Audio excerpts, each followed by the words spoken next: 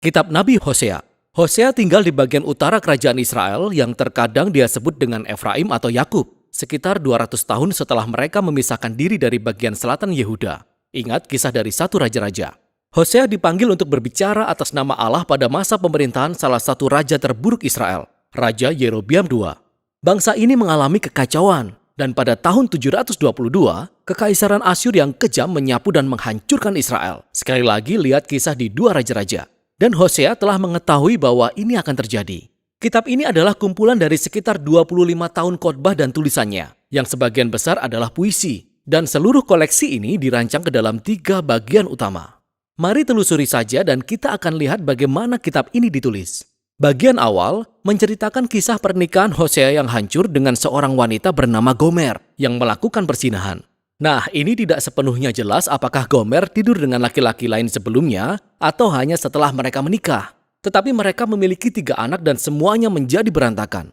Poin pentingnya adalah bahwa Allah berkata kepada Hosea bahwa terlepas dari ketidaksetiaan Gomer, Hosea harus mencarinya untuk melunasi semua hutangnya kepada para kekasihnya dan tetap mengasihi dan setia kepada Gomer sekali lagi.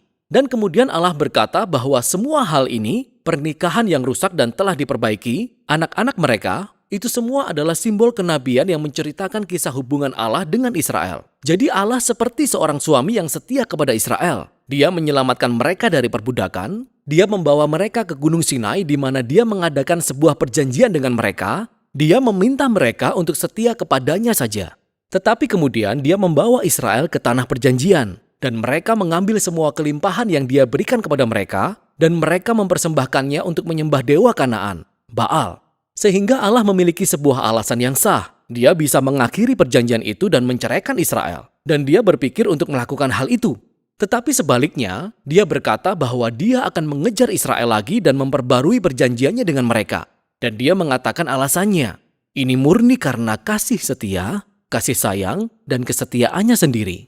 Hosea kemudian menjelaskan apa arti semua ini. Dia berkata bahwa konsekuensi pemberontakan Israel adalah bahwa mereka akan segera dikalahkan oleh bangsa-bangsa lain dan diasingkan. Tetapi ada harapan untuk pemulihan di masa depan. Suatu hari, Israel sekali lagi akan bertobat dan kembali menyembah Allah mereka. Dan Hosea berkata bahwa Allah akan menempatkan seorang raja mesianik baru di antara mereka dari garis keturunan Daud yang akan membawa berkat Allah. Maka bagian pembukaan ini memperkenalkan semua gagasan utama kitab ini. Israel telah memberontak dan Allah akan memberi konsekuensi berat. Namun, perjanjian kasih Allah sendiri dan belas kasihannya lebih kuat dari dosa bangsa Israel. Sehingga di bagian-bagian selanjutnya dari kitab ini, puisi Hosea membahas tema-tema ini dengan lebih mendalam. Jadi ada 2 kumpulan tuduhan dan peringatan untuk Israel. Dan kemudian masing-masing disimpulkan oleh sebuah puisi yang sangat penuh harapan tentang kemurahan Allah dan harapan untuk masa depan. Jadi pasal 4-10, Hosea menggali sebab dan akibat ketidaksetiaan Israel. Dia mengatakan berkali-kali bahwa Israel tidak memiliki semua pengetahuan atau pemahaman tentang Allah.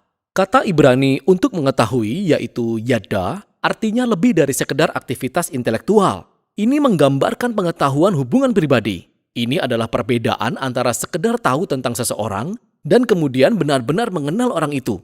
Dan Allah ingin Israel mengenal dia seperti itu dalam sebuah hubungan. Dia ingin mereka mengalami kasih-Nya bagi mereka dan menjadi bentuk pengetahuan yang mengubah hati dan kehidupan mereka. Sehingga mereka mengasihi dia sebagai balasannya. Maka inilah mengapa Hosea terus-menerus mengekspos kemunafikan penyembahan Israel. Dia terus-menerus menunjukkan bagaimana mereka melanggar 10 perintah Allah, bagaimana mereka membiarkan ketidakadilan yang parah di komunitas mereka, dan kemudian mereka pergi ke kuil suci mereka dan mempersembahkan korban kepada Allah seolah-olah semuanya baik-baik saja. Tetapi tentu saja tidak. Dan itu tidak hanya dikarenakan oleh kemunafikan mereka, tetapi karena mereka juga menyembah ilah-ilah lain. Dia menyebut beberapa kali tentang altar-altar mereka kepada Baal di kota-kota di Betel dan Gilgal. Dan tidak hanya mereka memberikan kesetiaan kepada dewa-dewa lain, Hosea berulang kali menuduh Israel mempercayai aliansi politik mereka dengan Mesir dan Asyur. Jadi alih-alih mempercayai Allah untuk melindungi mereka, mereka ingin menjadi seperti bangsa-bangsa ini dan hanya mengandalkan kekuatan militer. Dan Allah berkata itu semua akan runtuh. Karena dalam waktu yang tidak terlalu lama, Asyur akan berbalik kepada mereka dan datang untuk merusak tanah mereka. Di bagian peringatan yang lain, Hosea memberikan sebuah pelajaran sejarah Israel kuno untuk menunjukkan bagaimana keluarga ini tidak setia sejak awal. Jadi Hosea menyinggung kebohongan dan pengkhianatan leluhur mereka, Yakub. Ingat Kejadian 27 dan 28, dia menyinggung pemberontakan Israel di padang gurun. Ingat Kitab Bilangan. Dia menyinggung pengangkatan Raja Saul yang jahat yang membawa bangsa Israel ke dalam dosa dan bencana. Ingat cerita dalam 1 Samuel. Ini adalah cara Hosea untuk mengatakan beberapa hal dalam keluarga ini tidak pernah berubah. Jadi harapan apa yang dimiliki Hosea? Apa yang kita ketahui dari pasal 3 bahwa Allah akan melakukan sesuatu untuk menyelamatkan dan memulihkan umatnya. Dan itulah yang kedua pasal penutup ini gali lebih dalam. Pasal 11 itu indah. Puisi tersebut menggambarkan Allah sebagai Bapa yang pengasih yang membesarkan anak laki-lakinya Israel. Dan kemudian berbagi segala sesuatu dengan dia. Tetapi anak itu bertumbuh dan memberontak dan berbalik dari bapaknya. Mengambil keuntungan dari kemurahan hatinya. Jadi dalam puisi ini, Allah tercabik-cabik secara emosional. Suatu saat dia marah dan sudah barang tentu dia berkata dia akan memberi konsekuensi berat. Tetapi di saat berikutnya dia hancur hati. Dan kemudian dia berkata bahwa dia tergerak oleh belas kasihan dan kasih sayangnya dan dia akan memaafkan anak yang dia kasihi. Dia berkata, "Masakan aku membiarkan engkau, hai Efraim? Hatiku berbalik dalam diriku, belas kasihanku bangkit serentak."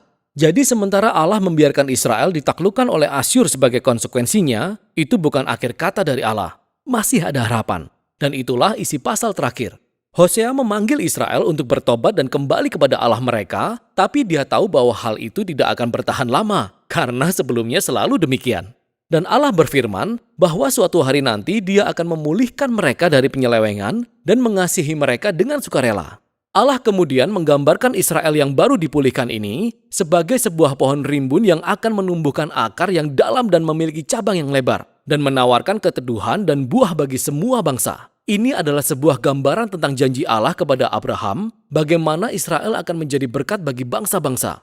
Dan Allah berkata jika itu akan terjadi, hal itu akan membutuhkan sebuah tindakan anugerah Allah dan kuasa penyembuhan untuk memperbaiki kerusakan yang parah dan keegoisan dari hati manusia. Sehingga umat Allah dapat menerima kasih-Nya dan mengasihi Dia sebagai balasannya. Inilah yang Allah janjikan untuk dilakukan. Nah, setelah puisi ini selesai, kita menemukan kata-kata terakhir dari kitab ini seperti sebuah catatan tambahan. Catatan-catatan ini mungkin berasal dari penulis yang mengumpulkan puisi-puisi Hosea dan sekarang ingin berbicara kepada kita, pembaca, untuk sesaat. Dan penulis ini berkata, siapa yang bijaksana, biarlah ia memahami semuanya ini, yaitu puisi-puisi Hosea. Jalan-jalan Tuhan adalah lurus, dan orang benar menempuhnya. Tetapi pemberontak tergelincir di situ. Jadi penulis ingin kita tahu bahwa puisi-puisi kuno Hosea yang ditujukan pada bagian utara Israel tidak terkunci di masa lalu. Semua puisi ini mengungkapkan kebenaran yang mendalam tentang karakter dan tujuan Allah dan sifat manusia. Dan sementara Allah menghendaki dan membawa keadilannya pada kejahatan manusia, tujuan akhirnya, hatinya, adalah untuk memulihkan dan menyelamatkan umatnya. Dan itulah isi kitab Hosea.